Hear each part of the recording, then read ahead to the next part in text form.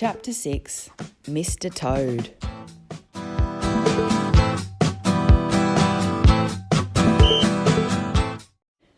On a bright sunny morning early in the summer, Mole and Rat had been busy with the boat. They had been painting and varnishing and mending the paddles, and they were just finishing their breakfast in the parlour when there was a heavy knock on the door. "Oh, bother," said Rat, all over the egg. "See who it is, Mole, will you?" It was Badger. He strode heavily into the room, looking very, very serious. "Toad's hour has come," he said solemnly.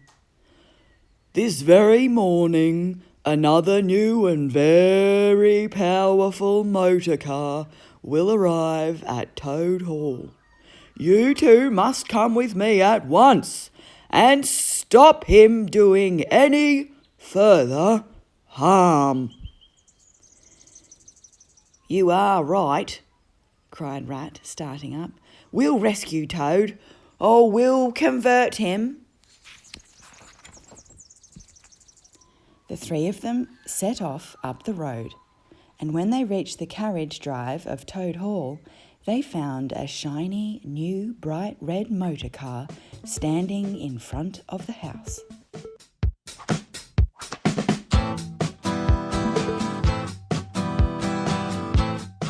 Just as they arrived, Toad came out dressed in goggles, cap, and enormous overcoat.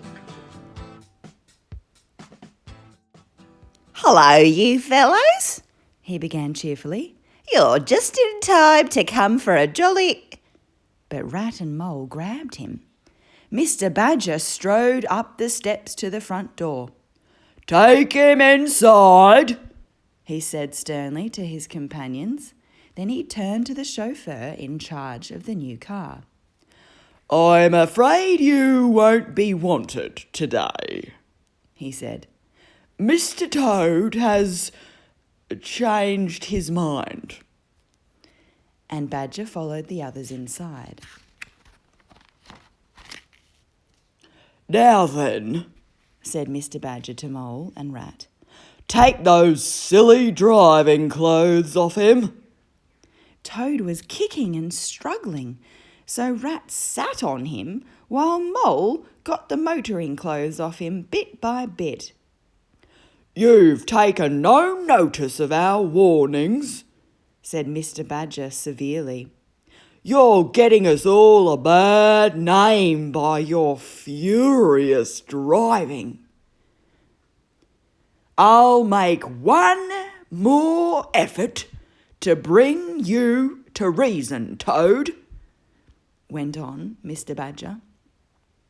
"You come with me into the smoking room." 3/4 of an hour later, Mr. Badger reappeared with a limp and tearful Toad. "He's very sorry, and he's going to give up motor cars forever," announced Mr. Badger. Mr. Badger asked Toad to repeat in front of his friends what he had just said in the smoking room. They all looked at him. "No," he said, "I'm not sorry. In fact, the first motor car I see, boop, boop, off I go in it." "What?" cried Mr. Badger. "You backsliding animal, you!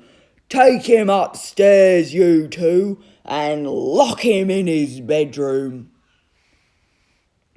"It's going to be a long business," said Mr. Badger, sighing.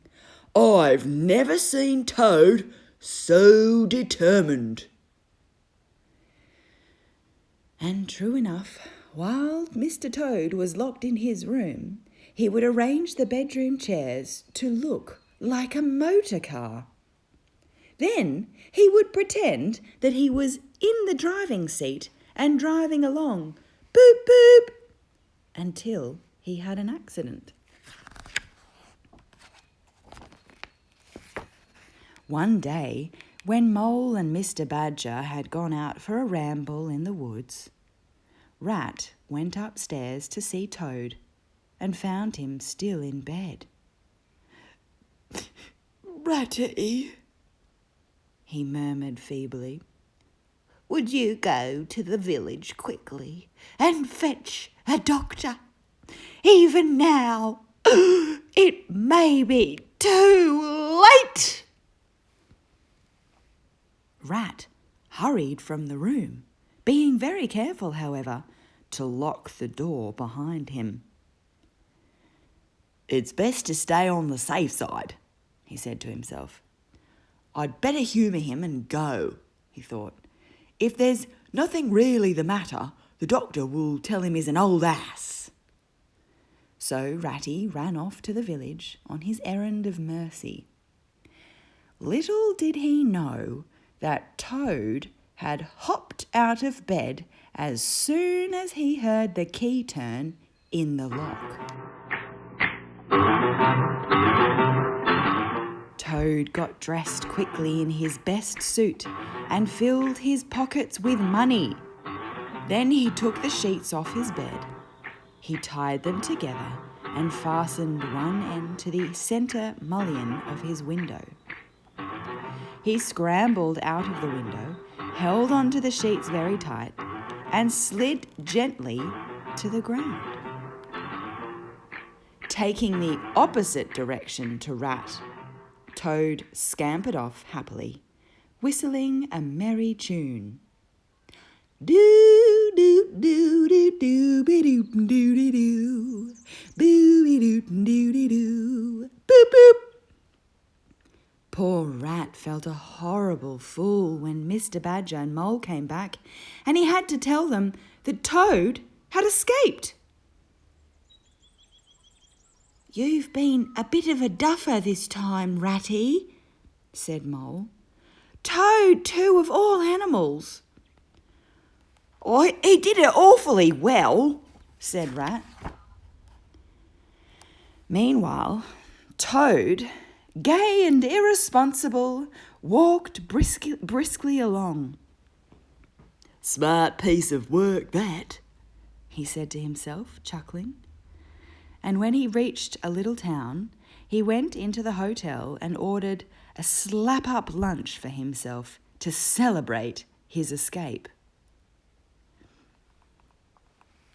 He was halfway through his meal when he heard a boop boop and a motor car stopping outside.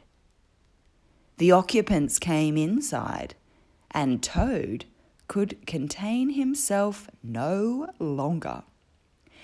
Out into the yard he went to have a look.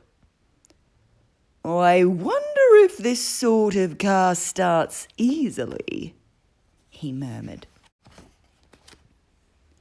Of course, Toad just could not resist the temptation. He got in, started the engine, and drove out of the yard.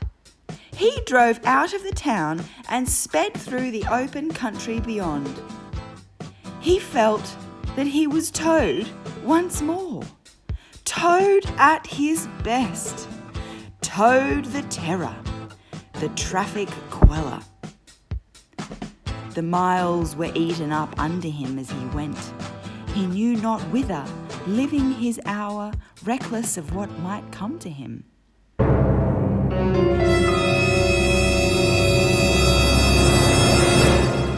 "Let me see," said the magistrate. "He is guilty of stealing a motor car, of driving dangerously, and of cheating the police. What's the stiffest penalty we can give him?" 20 years, said the clerk. "Excellent." So poor Toad was taken off to prison, loaded with chains. They had to drag him from the courthouse, shrieking and protesting, past the crowds in the marketplace and across the drawbridge of the grim old castle. They took the unhappy Toad past sentries and guard rooms full of grinning soldiers. Then they led him right to the door of the grimmest dungeon that lay in the heart of the innermost keep in the castle. The rusty key creaked in the lock. The great door clanged behind him, and Toad was a helpless prisoner.